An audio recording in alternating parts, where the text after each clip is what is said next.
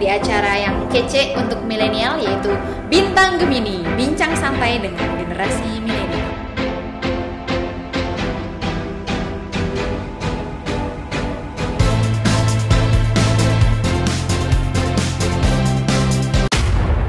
Halo, assalamualaikum warahmatullahi wabarakatuh. Selamat pagi, selamat siang, dan semangat semuanya sahabat Odi dimanapun berada. Semoga selalu sehat, semangat, dan berkarya dimanapun kalian bekerja. Oke, hadir lagi saya Rini Setiawati ya di acara yang kece untuk milenial yaitu Bintang Gemini, bincang santai dengan generasi milenial. Jadi Bintang Gemini ini adalah satu media ya, media komunikasi antara Badan POM khususnya Direktorat Pengawasan Distribusi dan Pelayanan Obat, Narkotika, Psikotropika dan Prekursor dengan masyarakat, dengan stakeholder dan juga dengan pelaku usaha. Jadi di sini itu uniknya acaranya dan kontributornya tentu saja adalah seorang milenial yang berprestasi, kemudian banyak informasi atau pengetahuan yang bisa di-share. Jadi kita sama-sama berbincang-bincang tapi bisa mendapatkan input ya, mendapatkan pengetahuan, kemudian sharing-sharing isu-isu terkini gitu ya. Ada apa sih sekarang di dunia obat gitu ya. Jadi hari ini kita akan ada seorang ini saya nyebutnya apa ya? Cece biasanya, tapi saya nggak tahu ya itu panggilannya apa gitu ya. Ce Irma ya. Halo Kak Irma. Hari ini. Iya, jadi siang. De Irma kali ya. Kalau dia manggil saya kakak jadi De ya. Oke, Irma Noviani ya. Jadi Irma nih biasanya MC, pasti udah pada kenal deh di mana-mana. Kalau ikut acara distribusi pasti udah tahu nih Irma siapa ya. Jadi ini adalah ibu MC kita gitu ya. Yang hari ini akan kita ajak untuk berbincang-bincang ya, membahas tema yang sangat penting ya untuk kita ketahui bersama, kita pelajari bersama sehingga kita bisa memahami apa yang harus kita lakukan ke depan gitu. Jadi hari ini temanya adalah Oke, jadi senang banget nih. Pertama, kali ini aku mau ngucapin makasih dulu. Thank you dong. Diundang sebagai kontributor ya. Mudah-mudahan bisa memberikan suatu hal yang bermanfaat ya untuk tema kita hari ini, yaitu adalah sadari bahaya resistensi antimikroba. Oke, jadi ini ya, ternyata bahaya resistensi antimikroba ini perlu kita pahami gitu ya. Jadi kita harus seperti apa? Nah, sebelum jauh nih kita ngobrol-ngobrol nih bahaya tentang resistensi antimikroba, atau kita biasanya nyebutnya apa? Mungkin biar lebih singkat, kita singkatnya sebagai AMR ya. Antimicrobial Resistance. Antimicrobial Resistance. Oke, jadi kita singkat AMR gitu aja ya, biar nggak ribet ya. Iya, karena biar gampang ya. Betul. Oke, jadi si AMR ini apa sebenarnya? Oke. Ya, kali ini sebelum kita masuk lebih jauh tadi soal apa sih bahaya dan lain-lain, kita harus tahu dulu ya AMR atau resistensi antimikroba ini sebetulnya apa sih? Jadi resistensi antimikroba kan secara harfiah, secara bahasa terdiri dari dua kata. Ada resistensi dan ada antimikroba. Kalau resistensi sendiri artinya kan kebal ya. Sedangkan kalau misalnya antimikroba itu adalah obat yang digunakan untuk mencegah atau mengobati infeksi. Baik di manusia, di hewan atau tumbuhan, dan itu meliputi ada antibiotik, antivirus, anti jamur, dan anti parasit. Jadi kalau kita bisa summary, kita bisa simpulkan resistensi antimikroba itu adalah suatu kejadian nih ketika bakteri, virus, jamur atau parasit itu mengalami perubahan, sehingga tidak lagi merespon terhadap obat-obatan yang diberikan, jadinya infeksinya jadi lebih sulit diobati. Atau penyakitnya bisa jadi lebih parah, atau bahkan nih yang lebih parahnya lagi itu dapat menimbulkan kematian Kak Rini. Ternyata ya sepertinya sampai sejauh itu sederhana, tapi ternyata bisa sampai kematian Kak Rini. Dampaknya, bahayanya seperti itu. Jadi ini ya penyakitnya tuh kebal gitu sama obat gitu ya. Kalau di sini tadi disebutkan antimikroba gitu, tadi ada antibiotik, kemudian ada antivirus juga, antiparasit. Oh iya benar, itu jenis-jenisnya gitu ya. Itu contohnya apa sih yang sering mungkin teman-teman sahabat Odi gunakan gitu? Mungkin kalau misalnya kata antimikroba, teman-teman sahabat Odi mungkin kayak beberapa ada yang kurang familiar ya dengan apa sih antimikroba. Antibiotik. Iya, sebenarnya kan antibiotik ya. Mungkin kalau misalnya antibiotik teman-teman sama tadi udah sering tahu lah, kayak misalnya amoksisilin, kan ada yang bentuknya kapsul, ada juga yang bentuknya sirup ya kalau misalnya buat anak-anak. Terus ada lagi antivirus kayak misalnya yang asiklovir. Oh iya, biasanya herpes ya, buat herpes, buat cacar seperti itu. Contoh-contohnya kurang lebih seperti itu. Banyak juga ya, dan itu mungkin setiap hari ya yang di dunia kesehatan, di rumah sakit, puskesmas mungkin itu setiap hari pasti digunakan. Gitu ya. Tapi kenapa jadi concern gitu ya? Maksudnya si resistensi antimikroba ini kan tadi memang disebutkan bisa bahkan menyebabkan kematian gitu ya, betul. Sampai dampak terparahnya gitu. Nah itu sejauh apa dampak kematian ini sampai si AMR ini menjadi concern kita semua termasuk WHO gitu ya di kesehatan global, itu gimana Irma? Iya betul Karini, jadi resistensi antimikroba atau AMR ini tuh sebetulnya akhir-akhir ini semakin menjadi concern. Jadi awalnya sudah jadi concern dan akhir-akhir ini semakin menjadi concern. Nggak cuma di Indonesia, tapi di negara-negara lain juga di belahan dunia itu menjadi concern. Termasuk Badan Kesehatan Dunia atau WHO dalam hal ini juga punya perhatian khusus terhadap resistensi antimikroba. Karena ini kaitannya dengan hasil penelitian nih Karini. Ada hasil penelitian yang di tahun 2019 ini datanya cukup mengagetkan sih ya menurut saya. Seberapa tuh? Iya, jadi ternyata ada penelitian di tahun 2019 itu menyatakan bahwa jumlah kematian akibat AMR itu tahu nggak Karini, di seluruh dunia itu bisa mencapai angka 4,95 juta jiwa, bayangkan. Astagfirullah, banyak banget ya. Dan 1,27 juta itu diantaranya disebabkan langsung oleh AMR. Jadi yang 4,95 ini tuh yang ada yang secara langsung dan tidak langsung terkena AMR. 1,27-nya sendiri itu disebabkan oleh AMR. Bahkan kalau kita hitung-hitungan, kematian akibat AMR itu malah lebih tinggi dibandingkan kematian akibat AIDS, HIV/AIDS dan malaria. Padahal kita tuh kayak serem banget AIDS gitu ya. Kan? Ternyata kalau misalnya kita lihat resistensi antimikroba, kalau kita bandingin angkanya malah lebih gede resistensi antimikroba. Tapi kita nggak sadar. Nggak sadar, betul. Bahkan kalau di Asia Tenggara sendiri nih, nggak usah jauh-jauh ya, di Asia Tenggara sendiri itu kematian akibat AMR itu mencapai lebih dari 50 jiwa per 100.000 penduduk. Jadi angkanya sudah sangat tinggi sekali di 2019 dan tidak menutup kemungkinan di tahun 2021, 2022 angka ini akan terus bertambah seperti itu. Karena kita mungkin masih kurang aware gitu ya terkait si resistensi. Apalagi kan kondisi pandemi ya, tentunya tidak kita nggak bisa menutup mata selama pandemi kan kita banyak menggunakan antibiotik, antivirus dan lain-lain, antimikroba. Jadi ya kita nggak tahu nih nanti data di tahun 2021, 2022 mudah-mudahan sih ya nggak terlalu naik banget. Semoga gitu ya kita semua nggak resisten gitu sama antimikroba gitu ya. Aduh serem banget. Jadi dampaknya apa aja sih yang kelihatan sekarang gitu mungkin? Iya, oke. Jadi tadi kan udah dijelaskan ya bahwa bahayanya itu bisa menimbulkan kematian ya.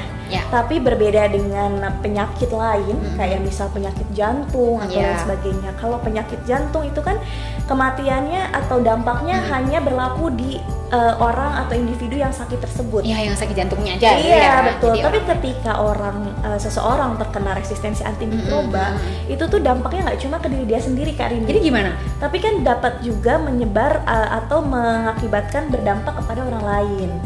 Gimana tuh dampaknya? Ya, jadi contohnya, kan misal nih seseorang dia resisten terhadap antibiotik amoksisilin, ya kan? Lalu kemudian dia pakai antibiotik lain lah, yang lebih tinggi lagi kan? Jadi grade-nya lebih tinggi gitu ya, betul. Istilahnya. Nah, karena si amoksisilin resisten bisa jadi mempengaruhi seseorang lain juga di populasi itu memiliki pola kecenderungan resistensi yang sama terhadap amoksisilin tersebut. Kayak gitu. Jadi bisa kayak gitu bisa mempengaruhi ke orang lain, berdampak ke orang lain. Lalu kemudian tadi mungkin udah sebagian disinggung ya, jadi bikin penyakitnya jadi susah sembuh. Iya benar. Ya, dari yang tadinya misal sakitnya harusnya cuma 3 hari nih udah sembuh, udah bisa pulang rawat, tapi karena resisten, jadi dia masa pengobatannya jadi panjang, jadi 7 hari atau bahkan misal 1 bulan. Jadi bisa di rumah sakitnya lama dong ya? Sakit lama, penyakitnya bisa jadi lebih parah gitu kan? Sembuh-sembuh. Iya, tadi kaitan juga karena lama dirawat, otomatis kan biaya pengobatan jadi meningkat. Iya, ngabisin uang. Iya, bahkan efek parahnya adalah menimbulkan kematian. kita bisa bayangkan kali ini kalau misalnya biaya pengobatan satu orang doang oke lah ya, bisa masih oke lah. Tadi disebutin bisa yang meninggal aja berapa juta kan? Kalau misalnya satu orang dirawat lebih lama itu nambah biaya, misal nambah 200% gitu. Itu baru satu orang. Bayangkan kalau misalnya orang yang resisten terhadap antimikroba di suatu negara atau di suatu populasi itu makin banyak, otomatis beban pemerintah dalam hal biaya pengobatan tentunya semakin bengkak juga. Itu. Jadi membebani juga pemerintah dan membebani negara itu tadi. Jadi nggak cuma dampak ke diri dia sendiri, tapi juga dampak ke orang-orang lain sekitarnya. Gitu ya. Karena ini pernah dengar nggak ada penelitian nih di Indonesia juga. Jadi belum denger sih. Baru kali ini kita dengerin dulu ya dari Irma. Jadi memang beberapa fakta tuh ternyata kalau kita gali faktanya tuh mencengangkan terhadap resistensi antimikroba ini. Gimana? Jadi di tahun 2020 itu ada penelitian terkait pasien TB, tuberkulosis. Ya, TB kan di Indonesia lumayan banyak kasusnya. Jadi program gitu ya. Iya, betul. Itu ada penelitiannya itu membandingkan antara pasien yang dia itu sensitif terhadap obat antimikroba yang diberikan. Sensitif terhadap obat. Dibandingkan yang resisten. Beda ya ini. Sensitif dan resisten. Ternyata hasilnya bagi pasien yang resisten terhadap obat-obatan itu butuh biaya 35 kali lebih besar. Jadi sebanyak itu loh peningkatan biaya pengobatan. Ya ampun sahabat Odi, itu kalau 100 juta udah kali berapa ya? Udah kali 35 kali. Ya itu baru satu orang ya kalinya. Belum kalau misalnya orangnya kali 1000 lah, 1000 orang dalam satu. Berapa? Udah nggak usah ngitung deh, nolnya banyak.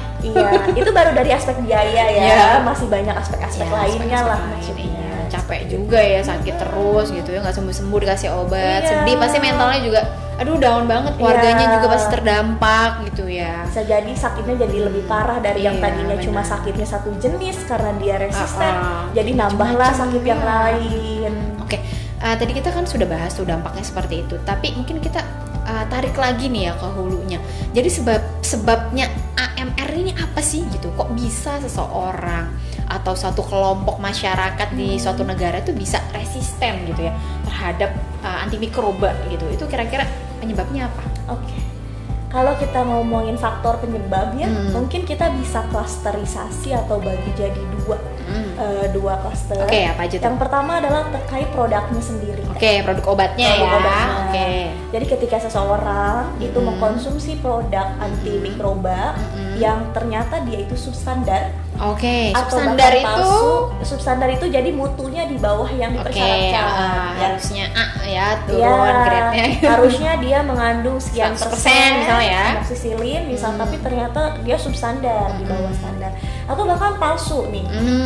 Dalamnya bukan itu dalamnya gitu bukan itu ternyata. Nah, otomatis kan itu harusnya si mikroba dalam tubuh kita itu kena obat dengan dosis gitu. Ternyata karena dia substandar atau palsu nggak dapet tuh obatnya. Jadi si mikrobanya berkembang malah lebih kuat jadilah resisten seperti itu. Makanya ini penting sekali ya. Termasuk di sini BPOM juga sangat berperan dalam menjaga mutu obat termasuk antimikroba di sepanjang jalur distribusi. Dan itu bukan BPOM aja ya teman-teman, ada pelaku usaha, kemudian masyarakat juga harus cerdas gitu ya, memilih produk itu harus belinya di mana sih kalau obat, bagaimana cara mendapatkannya itu harus di sarana yang legal ya teman-teman ya. Untuk memastikan bahwa memang obat yang dikonsumsi itu adalah obat yang memenuhi syarat. Dan berkualitas tadi ya. Tadi baru satu, yang kedua apa? Nah, yang kedua ini adalah yang kaitannya dengan perilaku manusia.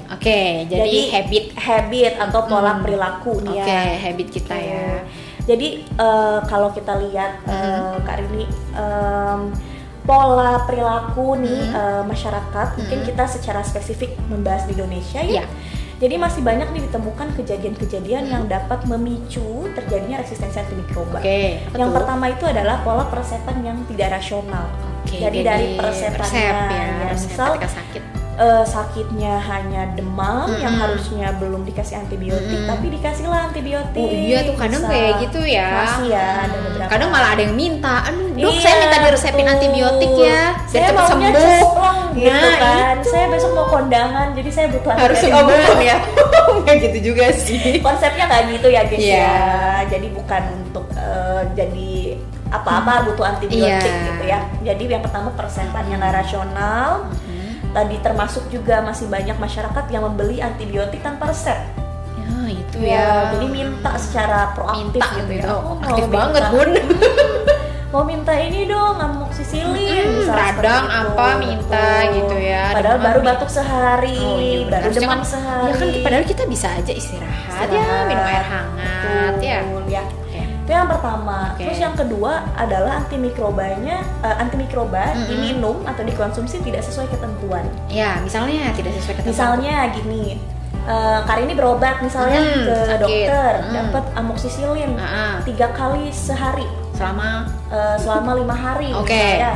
Berarti kan harusnya diminum setiap 8 jam ya? Ya, 3 kali sehari. 3 kali sehari. Nah, tapi ini karena Kari ini merasa udah sembuh kayaknya, gitu ya.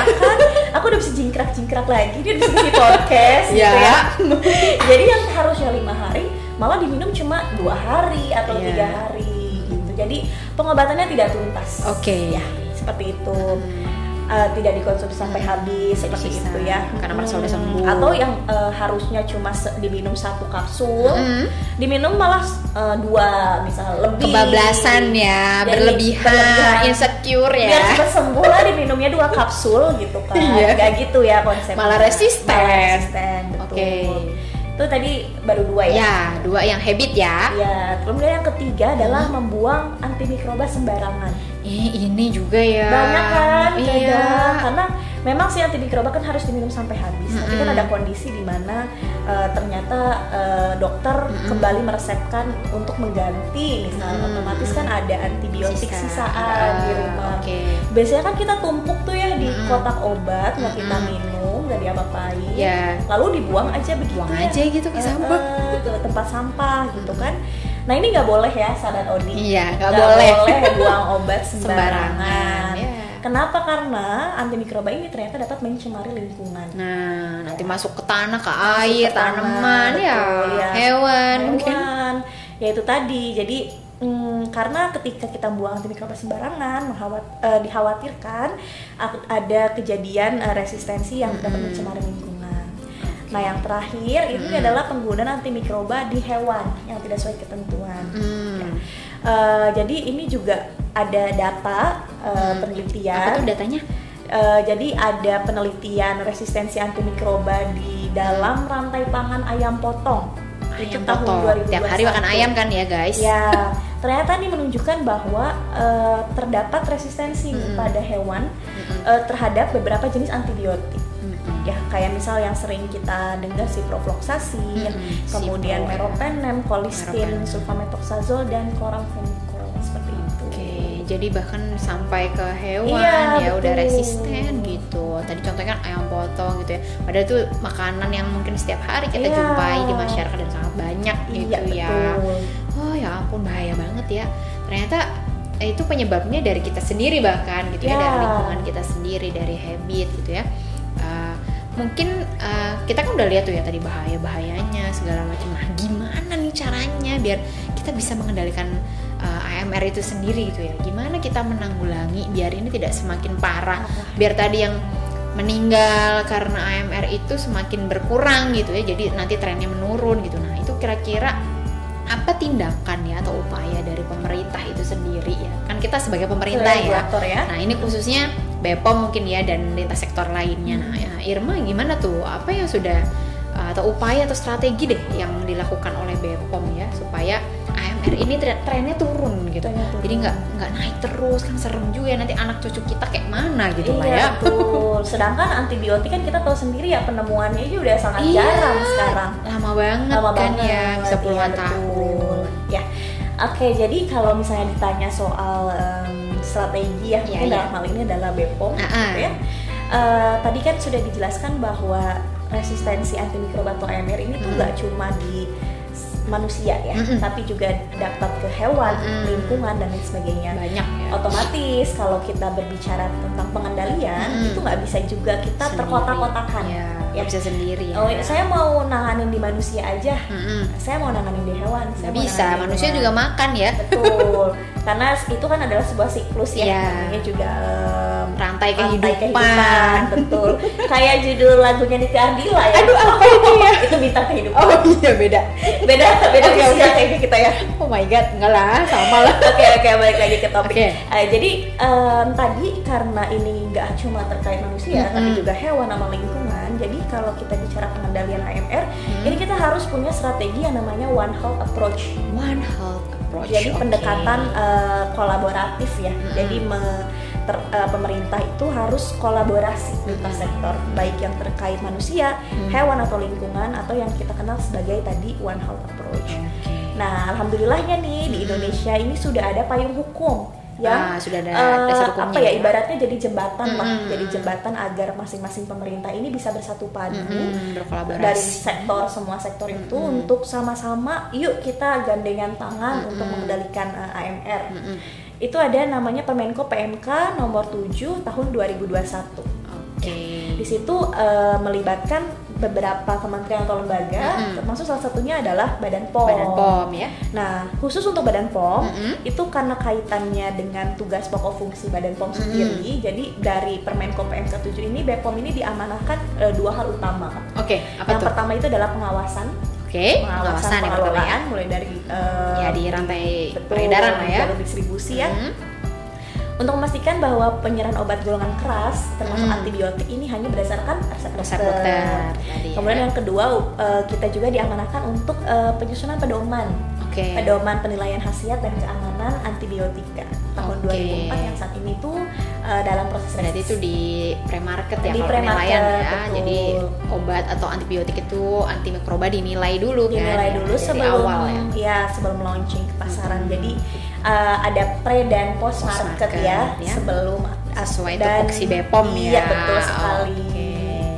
Tadi disebutkan ya di Permenko PMK nomor 7 tahun 2021. Iya, bahwa BPOM melakukan pengawasan pre dan post seperti yang disampaikan Irma tadi. Nah, itu seperti apa ya?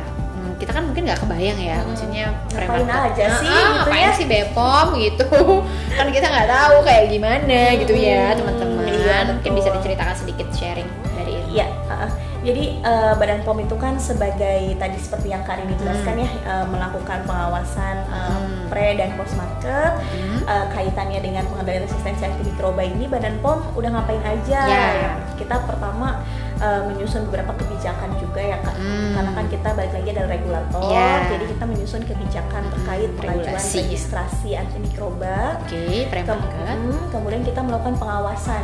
Pengawasan. Mulai dari pemasukan, importasi, kemudian produksi, sampai ke distribusi atau peredaran antimikroba di masyarakat. Sampai pelaksanaan samplingnya. Termasuk karena tadi kaitan sama hewan, kita juga ada pemeriksaan bersama atau joint inspection dengan Kementerian Pertanian. Seperti itu. Dan ini upaya-upaya yang dilakukan BPOM tadi yang sudah saya sebutkan beberapa, itu tidak hanya di level pusat loh Kak Rini. Kan kita ada di provinsi juga. Betul, provinsi dan kabupaten kota. Di Indonesia lah ya, tersebar lah di daerah dan itu semua upaya-upaya tadi tuh direplikasi, dilakukan juga di level daerah. Jadi semua gerak sama-sama, nggak cuma di Jakarta doang gitu ya teman-teman, tapi di pelosok-pelosok pun semua udah sama-sama aware, sama-sama melakukan pengawasan terkait resistensi antimikroba ini. Jadi sahabat Odi yang ada di daerah jangan berkecil hati ya, harus terus mencari informasi gitu ya, untuk bergerak bersama-sama menanggulangi ini gitu ya. AMR ini sangat berbahaya ya, seperti yang dijelaskan tadi. Dan antibiotik itu memang sehari-hari kita sering lihat gitu loh, dan di puskesmas, rumah sakit itu banyak gitu teman-teman. Mungkin sebelum kita jauh ya, kita ingetin dulu nih sahabat Odi ya. Nanti kalau misalnya ada pertanyaan atau tanggapan, teman-teman bisa komen ya, komen di kolom komentar, sampaikan gitu ya seperti apa. Mungkin ada pertanyaan, kemudian mungkin ada usulan untuk tema-tema berikutnya ya, dengan kontributor siapa gitu, bisa jadi kita mereka bisa request dan kita bisa menyediakan gitu ya. Kemarin-kemarin ada juga Obras Cari Batik, dan mungkin saja Obras Cari Batik akan hadir juga gitu ya dengan metode podcast seperti ini. Oke teman-teman, kita balik lagi ya. Antibiotik atau antimikroba kayaknya ada golongannya ya pasti ya. Nah karena banyak kan, tadi kan Irma udah bilang ada yang lebih tinggi, ada yang lebih tinggi lagi. Nah itu ada nggak sih golongan-golongan itu, gimana maksudnya? Ya, jadi kaitan sama hasil pengawasan dulu ya karena tadi lagi ngomongin pengawasan ternyata masih lanjut guys. Oke, maaf ya karena data dari hasil pengawasan ini menarik juga nih, kayaknya sahabat Odi harus tahu karena kita biar sama-sama sama-sama paham kita harus ngapain gitu ya. Jadi tadi kan kita melakukan pengawasan ya Kak di sarana pelayanan kefarmasian terutama. Nah, ternyata ini hasilnya masih cukup jadi PR kita bersama kurang menggembirakan betul. Jadi kalau dari data yang kita miliki itu sekitar 72,32% sarana pelayanan kefarmasian itu masih menyerahkan antibiotik tanpa resep dokter.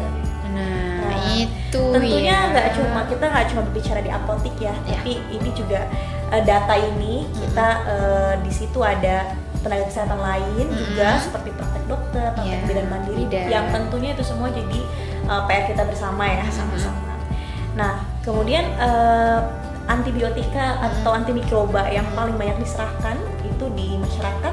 Kalau dari data kita itu ada amoxicillin, sahabat Odi sering terus ya, amoxicillin, cefadroxil, sama cefixime. Ya, itu sering sekali ya. Nah, tapi nggak cuma 3 antibiotik ini nih dari data hasil pengawasan ini, ternyata ada antibiotik yang itu golongan reserve, tapi dia itu kan harusnya kalau reserve dipakainya untuk istilahnya save the best for the last gitu ya. The best lah ya. Iya, lini terakhir gitu. Tapi ternyata antibiotik golongan reserve ini dipakai atau diperjualbelikan tanpa resep dokter. Serem banget, padahal udah lini tertinggi. Lini tertinggi, betul. Bayangin dong, kayak wah ternyata bahkan lini tertinggi aja tuh masih bebas peredarannya gitu kan. Ya, gitu. Betul. Padahal nanti kalau udah kebal gimana? Di atasnya lagi nggak ada. Ya. Aduh, serem banget deh. Itu tadi reserve ya. Iya. Ada yang lain juga berarti dong di bawahnya. Ada yang lain, betul. Jadi kalau kita lihat penggolongannya ya, ada yang namanya aware. Ini penggolongan aware ya, versi Sunda aware ya. Kalau temen tulisannya aware gitu ya. Jadi ada A, ada W, ada dadare. Ini penggolongan ini juga dari WHO juga panduannya. Jadi ada 3 golongan, yaitu adalah access, watch, dan reserve. Kalau disingkat jadi aware. Jadi kayak Sunda ya jadinya. Aware. Nah, kalau akses gitu. Akses gimana? Akses itu antibiotik yang digunakan untuk pengobatan lini pertama. Ya, lini pertama. Startnya di situ. Iya, jadi ini untuk infeksi mikroba yang umum terjadi. Nah, resiko resistensinya juga rendah. Kemudian secara aksesibilitas dia nih mudah didapatkan dan harganya juga relatif murah. Contohnya adalah amoxicillin. Ya, itu lini pertama. Akses untuk infeksi mikroba yang umum terjadi lah ya ibaratnya. Kalau sudah sembuh dengan itu tolong cukup ya, nggak usah ditambah-tambahin. Nah, di atasnya akses itu adalah watch. Ya. Kalau watch ini sebetulnya sebagai terapi lini pertama dan kedua, tapi dibatasi hanya untuk golongan pasien tertentu atau populasi tertentu. Kenapa dibatasi? Karena profil resistensi atau resiko resistennya lebih besar dibandingkan yang akses. Ya, jadi penggunaannya juga dimonitor lebih ketat juga dibandingkan akses. Jadi lebih di watch, dilihat guys. Lebih dilihat. Contohnya itu adalah cefixime. Aku yakin lah sahabat Odi udah familiar. Pasti udah dengar juga ya, udah sering dengan cefixime gitu ya. Itu tadi watch. Nah, di atasnya watch ini adalah golongan paling atas ya, terapi lini terakhir lah ibaratnya, jagoannya lah ya ibaratnya. Superhero harusnya nih. Namanya superhero kan nggak mungkin dong turun awal-awal ya kan. Awal-awal mah biasa yang ini dulu lah. Pion betul. Nanti udah akhir-akhir barulah rajanya turun. Nah, jadi si reserve ini ibaratnya seperti raja lah. Dia itu memang digunakan untuk lini terakhir, infeksi berat, mengancam jiwa. Jadi benar-benar penggunaannya itu harus sesuai ketentuan kan ini. Ya, benar. Jadi sangat disayangkan kalau misalnya si reserve ini dijual secara bebas gitu. Sudah diberikan di awal gitu kan. Contohnya tadi yang reserve ini adalah meropenem. Jadi memang penggunaannya harusnya lebih banyak di rumah sakit dan untuk infeksi yang lebih berat. Jadi kebayang hari ini kalau misalnya yang reserve ini sendiri udah tidak terkontrol penggunaannya, makin banyak orang yang pakai tanpa indikasi yang jelas, resistensi terhadap golongan ini jadi bertambah ketika seseorang itu sakit, terus dia udah resisten terhadap golongan reserve, terus dia mau dikasih apa lagi gitu kan? Iya, bingung kan, di atasnya adalah nggak mungkin ada apa lagi, apalagi yang bawahnya betul. kan, gitu. Kayak percuma minum itu terus nggak sembuh. Iya, tapi bukan berarti yang akses sama watch kita biarin aja gitu. Ya udahlah biarin aja. Ya enggak juga. Karena yang tadi disampaikan bahwa resistensi antimikroba itu dampaknya banyak gitu kan. Luas ya luas, betul. Serem banget ya, apalagi yang reserve itu ternyata kita sudah, maksudnya yang terjadi di masyarakat itu udah beredar luas gitu ya, dengan mudah gitu ya, mudah didapat. Itu kan padahal diawasi ketat seharusnya dalam penggunaannya gitu ya. Nah, sekarang kita ke ini ya, peran coba. Kalau misalnya melihat tadi gitu ya, bahwa penyerahan obat keras dalam artian ini antibiotik dan lebih parahnya adalah golongan reserve gitu yang bebas tadi, apa yang bisa dilakukan oleh seorang apoteker ya, yang mereka berperan dalam penyerahan obat di masyarakat gitu ya. Sebenarnya apoteker dan tenaga kesehatan lain ini memiliki peran yang sama penting ya Kak ya, dalam melakukan resisten. Jadi nggak cuman tanggung jawab dokter doang, tanggung jawab resep dari dokter doang, ya gitu. pertama. Jadi mindsetnya adalah semua tenaga kesehatan termasuk di dalamnya apoteker, kita harus sama-sama punya kesadaran yang sama ya, sama-sama punya awareness terhadap kejadian resistensi antimikroba ini, dan sama-sama memberikan peran sesuai dengan fungsinya gitu ya, keahliannya ya, betul. Jadi tidak hanya apoteker yang berpraktek di rumah sakit mungkin ya, kan sejauh ini kan sepertinya yang lebih banyak terpapar dengan upaya pengendalian ini di rumah sakit ya. Tapi diharapkan juga di level komunitas, nih teman-teman sahabat Odi yang di apotik, yang di klinik seperti itu memiliki juga kesadaran atau awareness juga yang sama besarnya, yang harus dibangun nih secara kolektif, jadi agar supply antimikroba ini bisa ditekan, terutama yang tidak sesuai ketentuan seperti itu. Contoh nyatanya contohnya apa nih? Ya yang di apotik, yang di komunitas, yang kami harapkan mudah-mudahan bisa penyerahan antimikroba ini harus diserahkan dengan menggunakan resep dokter ya. Karena obat keras. Jadi tidak ada lagi penyerahan antimikroba tanpa resep dokter. Dan harus juga disertai edukasi kepada masyarakat bahwa antibiotik, bahwa ini adalah obat antibiotik, penggunaannya harus sesuai ketentuan, dosisnya tidak boleh ngawur, kemudian durasi atau lama pengobatannya juga tidak boleh kita abaikan seperti itu. Jadi harus sesuai. Dan termasuk juga mengedukasi masyarakat, Bu, Pak, kalau misalnya ternyata tidak sembuh setelah mengkonsumsi ini, jadi ibu harus kembali ke dokter. Ya. Jadi jangan jangan sampai pasien punya mindset, wah aku nggak sembuh nih gitu. Terus yaudah deh coba yang lain, tanya-tanya ke tetangga gitu. Kamu dapat obat apa? Aku kok minum obat ini nggak cocok ya, nggak sembuh gitu kan. Mikirnya nggak cocok ya? Nggak cocok, padahal sebenarnya ya mungkin emang bukan itu gitu obat yang tepat ya. Jadi yang pertama itu tadi kita penyerahan antimikrobanya pakai resep, dan harus ada edukasi. Edukasi itu penting. Iya. Kemudian yang kedua, ini juga banyak ya Kak, kayak beberapa masih kita lihat, masih kita temukan penyerahan antibiotik dalam jumlah besar ke pihak yang tidak berwenang untuk mengelola. Ada ya. Ya, jadi seharusnya kalau secara regulasi itu kan antimikroba ini hanya bisa disimpan di sarana yang dikelola oleh apoteker gitu kan. Kalau misalnya untuk praktek bidan itu hanya salep mata, dan tertentu. Jadi tidak semua antibiotik atau obat keras itu bisa diserahkan kepada praktek mandiri, baik dokter ataupun bidan. Mungkin untuk lebih jelasnya teman-teman sahabat Odi bisa langsung cek regulasi ya. Jadi kita harus terus update ilmu dan pengetahuan, harus selalu belajar. Apalagi regulasi itu sering berubah juga, jadi ada update. Jadi apalagi ini apoteker, misalnya yang berkaitan dengan penyerahan obat gitu ya, harus teman-teman harus selalu aware adanya informasi baru, isu-isu baru ya.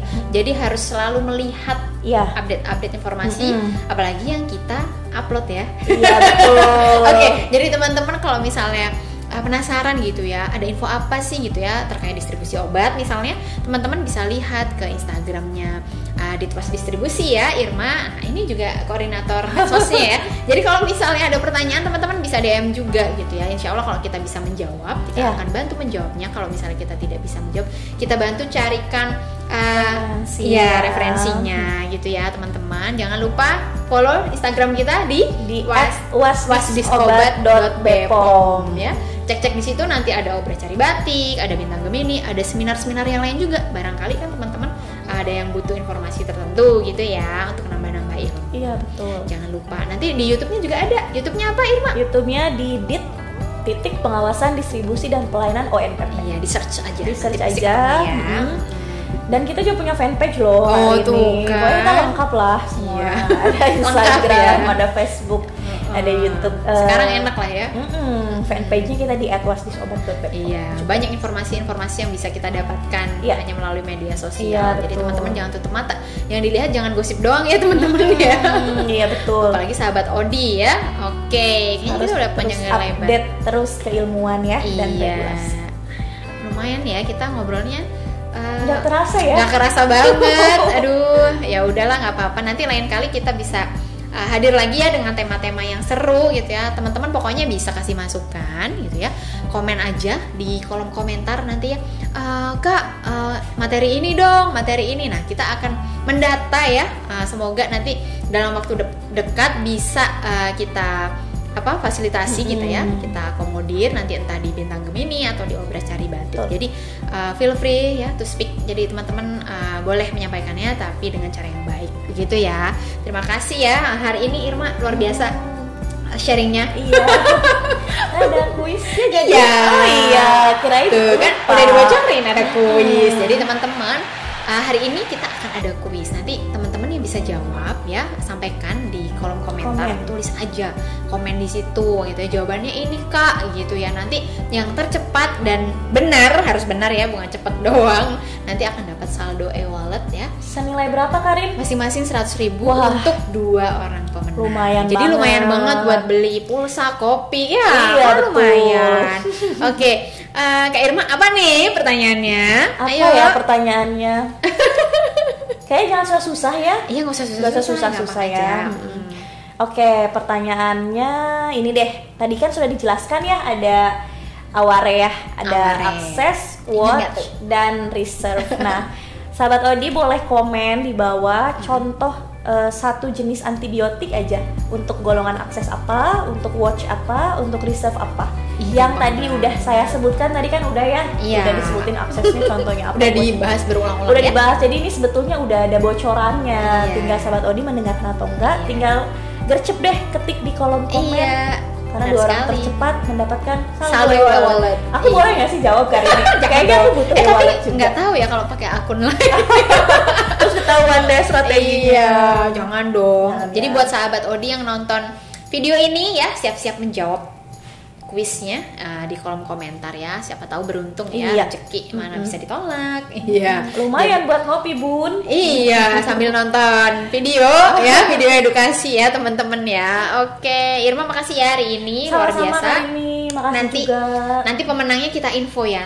Mungkin di Instagram juga akan kita informasikan dan kita kontak. Jadi teman-teman jangan sampai melewatkan kuis ini. Oke.